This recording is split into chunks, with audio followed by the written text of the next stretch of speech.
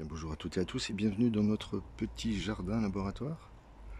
Après plusieurs mois d'absence, me voici de retour pour vous présenter cette nouvelle année potagère avec quelques nouvelles idées mises en place et de nouvelles réalisations. Mais avant toute chose, je voulais vous expliquer pourquoi je me suis absenté pendant ces derniers mois. La raison principale étant, je crois que certains d'entre vous le devinent, les propos tenus, les propos droitisants, fascisants, tenus par quelques jardiniers menteurs au cours du mois d'août dernier notamment, à propos de l'eau, de la question de l'eau dans les jardins et de l'arrosage. Alors vous le savez, certains internautes qui se prennent pour des jardiniers professionnels ont décidé maîtriser, de tenter en tous les cas de maîtriser les contenus des jardiniers amateurs, comme vous et moi, au profit d'un asservissement au dieu fric, puisque certains d'entre eux vont jusqu'à publier des livres, d'autres des contenus numérisés, et l'objectif est toujours le même, présenter et mentir. Et voilà, ces questions m'ont fortement interpellé. J'ai bien tenté de me mêler un peu de ces débats en demandant à ces personnes de respecter l'ensemble du travail des jardiniers amateurs. Et ça s'est terminé par une forme de pugilat à mon égard. Et j'estimais ne pas mériter un tel traitement de faveur. Pour rappel, l'une de ces internautes a tout de même proposé d'aller égorger ce maraîcher, égorger lui et sa famille. Je ne sais pas si vous vous rendez compte de la teneur de tels propos qui puissent être comme ça exprimés sur des petites chaînes de partage par des amateurs. Je trouve ça totalement scandaleux. Donc voilà, a entraîné chez moi une profonde réflexion concernant l'utilité de présenter mon travail et des vidéos. La seconde raison, c'est que parallèlement, à peu près à la même période, donc au mois de septembre dernier, j'ai eu l'opportunité de rencontrer des gens formidables qui sont prêts à me mettre sous différentes formes, qui sont prêts à me mettre à disposition un terrain d'une cinquantaine d'arts, donc un demi-hectare, 5000 mètres carrés, qui va me permettre d'exploiter, d'expérimenter de nouvelles techniques et sur de plus grandes distances. Alors le projet n'est pas encore finalisé, ça devrait se faire dans les semaines à venir et nous aurons l'occasion d'en reparler. Voilà, je referme ce préambule pour vous dire que voilà, j'essaierai à l'avenir de revenir régulièrement vers vous, mais voilà, vous pouvez comprendre aussi que voilà, il y a un travail qui est fourni de recherche, de présentation, et que si c'est pour systématiquement se faire insulter, c'est pas très plaisant. Et je pense que ça provient, ces atermoiements proviennent principalement d'une forme de jalousie, je pense. Pour rappel, ces youtubeurs qui pensent avoir une certaine influence sur notre travail à tous, travaillent principalement avec du montage. Moi, je ne pratique pas. Et donc, ils ont des banques d'images à disposition. Et pour certains d'entre eux, ça fait 2-3 ans qu'ils ratent complètement leur jardin, mais comme ils produisent des livres ou des contenus, ils sont constamment obligés de vous présenter de faux résultats de leur travail. Et c'est un peu... voilà. Une fois que vous avez compris comment ils travaillent, voilà, je pense que ça n'a plus beaucoup d'intérêt de les écouter. D'autant que systématiquement, chaque année, les mêmes sujets reviennent. Quand c'est pas l'urine au jardin, c'est la question de l'eau. Quand ce n'est pas la question de l'eau, c'est la question des ombrages. Voilà. Puis une sorte de petite compétition entre eux, à savoir qui aura la meilleure idée. Voilà. Ils sont même prêts à inventer des situations, comme celui qui nous raconte avoir inventé une nouvelle technique pour protéger ses pieds de tomates. Alors, il place une bâche, il nous fait une vidéo de 10 minutes, il nous place une bâche entre ses plants de tomates, il vient y mettre le déchet de sa tonte, parce qu'il ne sait pas le composter sans doute. Il ne s'intéresse pas vraiment au sujet du compostage. Et voilà, il pense avoir inventé une nouvelle technique extrêmement géniale. Il ne fera jamais une deuxième vidéo pour nous expliquer que ça ne fonctionne pas du tout, parce qu'évidemment, l'herbe déposée sur une bâche en plein soleil va provoquer l'ammoniac, et l'ammoniac va détruire l'ensemble de ses cultures. Voilà. un exemple parmi d'autres, un deuxième si vous en voulez un. Celui qui nous explique avoir inventé une technique géniale pour semer ses tomates. Donc on est au mois de mars, il doit récupérer des tomates, enfin c'est pas des tomates, c'est une boule à peu près rouge qui provient sans doute de la région d'Almeria dans le sud de l'Espagne et qu'on trouve dans des magasins pas chers, hein, type Lidl, Aldi, tout ça. Et il nous explique pendant un quart d'heure, prendre un pot, lui mettre de la terre, la couper en tranches, disposer les tomates, et que à partir de là, les tomates vont pousser. Enfin, c'est complètement absurde. C'est d'autant que cette vidéo a été présentée par un jeune Ougandais il y a une quinzaine d'années, qui se trouve dans des régions tempérées, enfin proches de l'équateur plutôt, pardon. Et donc ça leur permet d'avoir 3 récoltes de tomates annuellement. Et donc voilà, cette vidéo ne lui appartient pas, mais il apprend et, comment dire, et estime qu'il est le seul à avoir inventé cette technique. Enfin, c'est complètement absurde. Bref, je ne vais pas taper du sucre sur tous ces gens, simplement dire que euh, j'ai du mal avec les jardiniers menteurs, les jardins menteurs comme je les appelle, et que je préfère les jardins vérité, où les gens s'expriment librement, sans tromperie, sans travestissement de la vérité, et c'est bien plus agréable. Voilà. D'ailleurs, si vous souhaitez vous former auprès de ces techniques, eh bien, je vous invite à lire de la littérature scientifique, et non pas d'aller vers ces jardiniers amateurs qui ne sont pas des jardiniers amateurs à mes yeux, mais seulement des youtubeurs. On a la même problématique du fake un peu présent partout, hein, dans quelles que soient les thématiques utilisées sur internet. On a comme ça un ensemble de présentations mensongères. Voilà, allez, je termine ce petit préambule. Je me propose de vous présenter le jardin rapidement, et puis on reviendra en détail dans les semaines à venir concernant le travail qui est entrepris ici.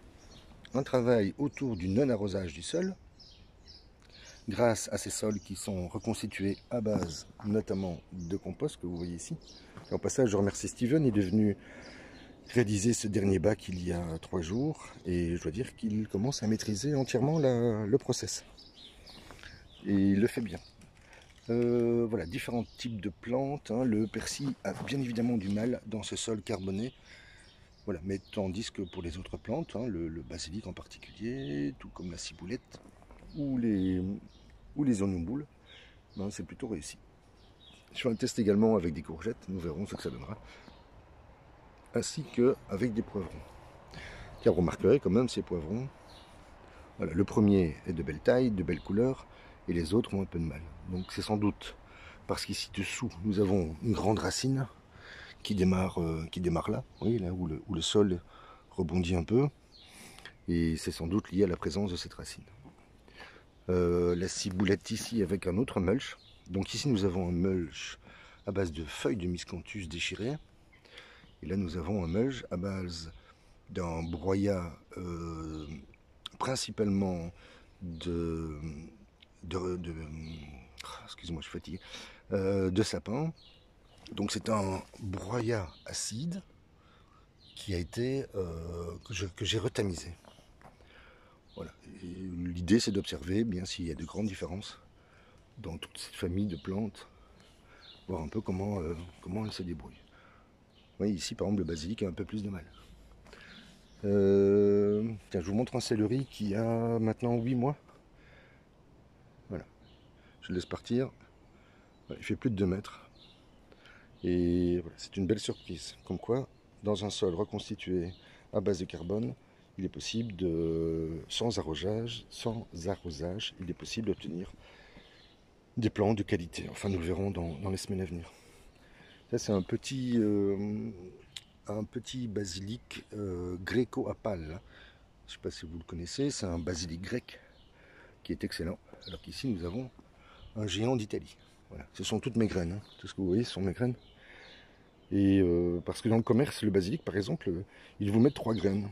Entre 3 et 5 graines. Les machines voilà, sont programmées ainsi. Alors qu'ici, on peut y mettre 10 graines, 15 graines sans problème. Donc on a des densités bien plus fortes. Alors je vous montre quelques haricots au beurre qui sont présentés devant.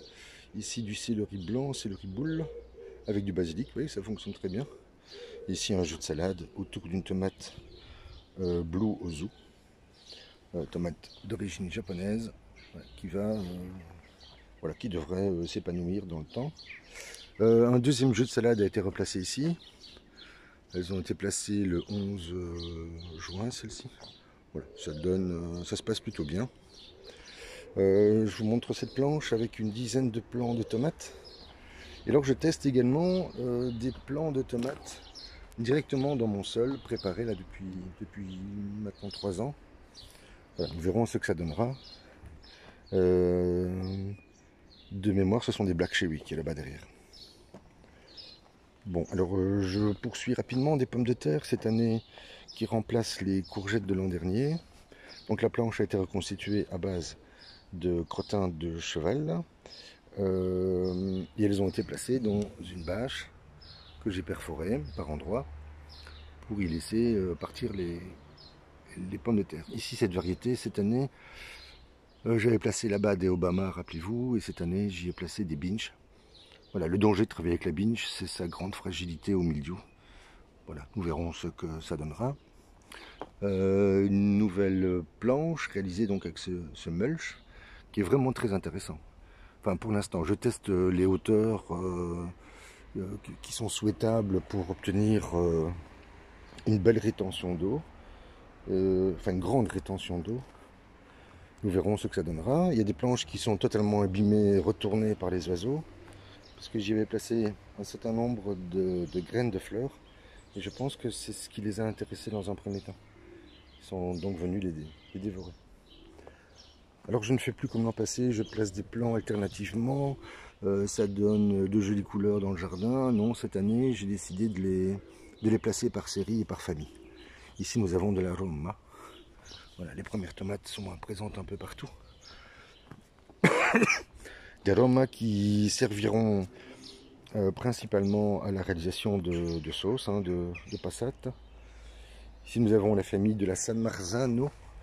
Voilà, San Marzano dite géante, variété douée 2. Je ne sais pas si ça correspond réellement à une appellation, cette dénomination. Bon, il faudrait que je vérifie dans le futur. Et sur votre droite, vous avez des Rio Grande, comme le fleuve qui sépare l'Amérique du Mexique.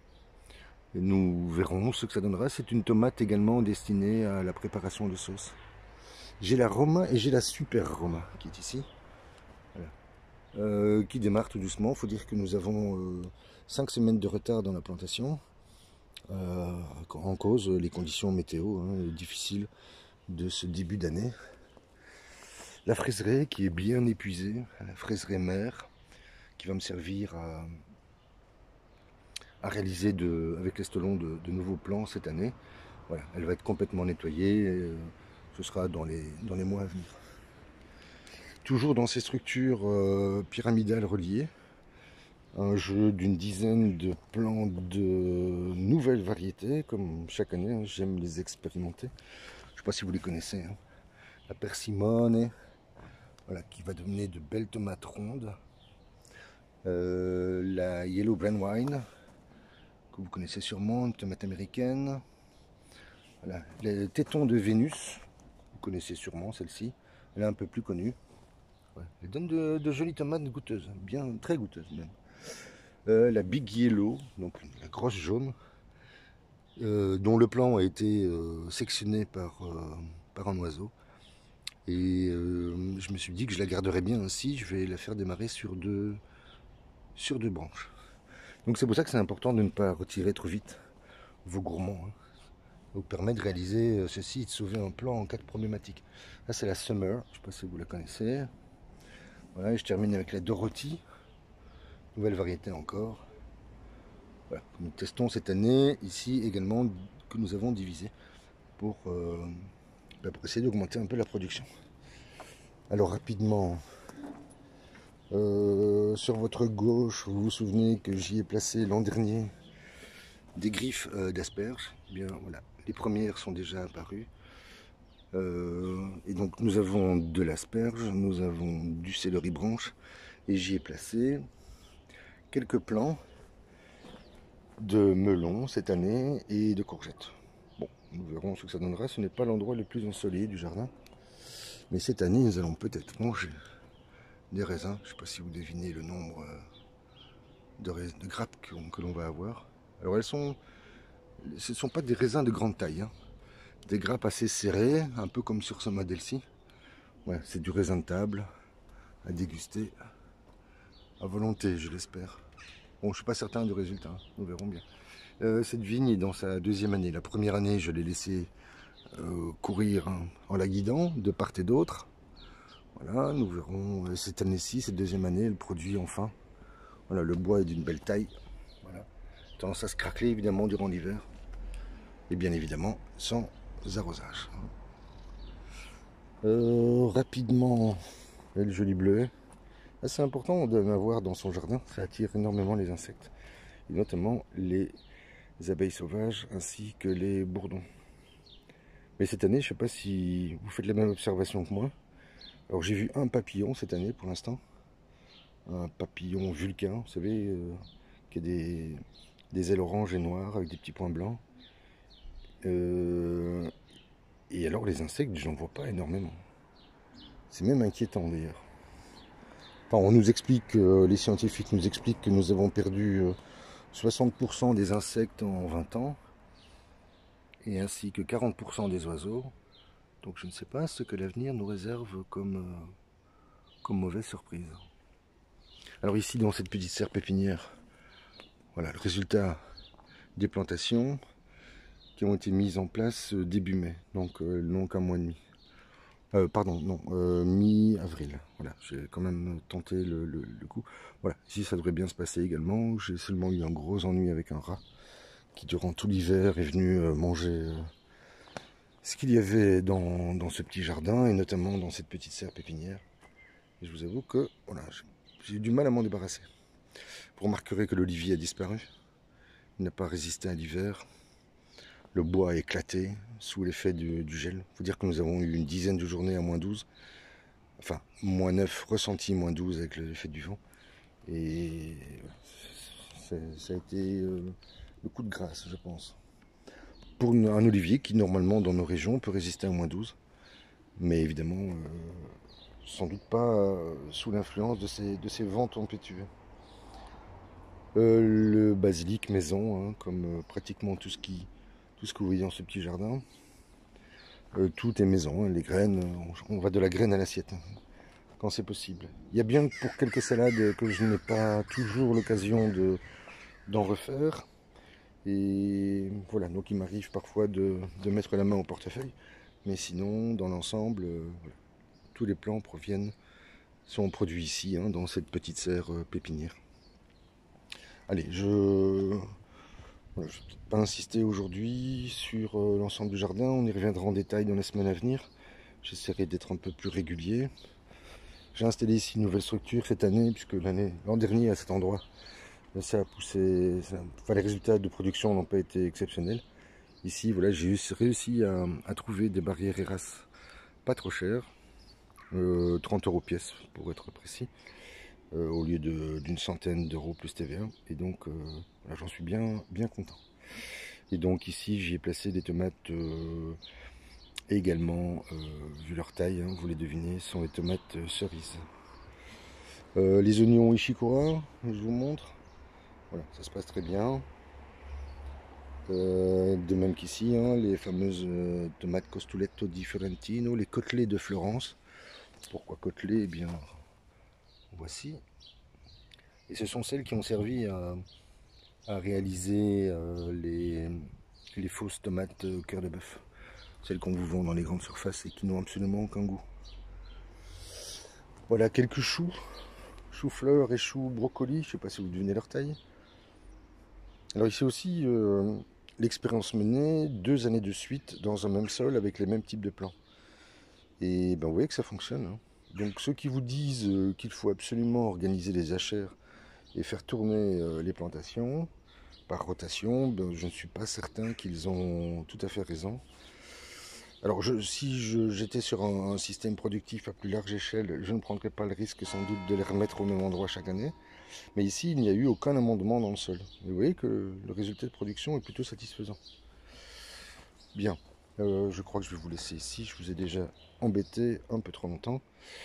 Et j'essaierai de revenir vers vous dans la quinzaine. Voilà, merci d'avoir été attentif. Merci à tous ceux qui m'ont sollicité pour que je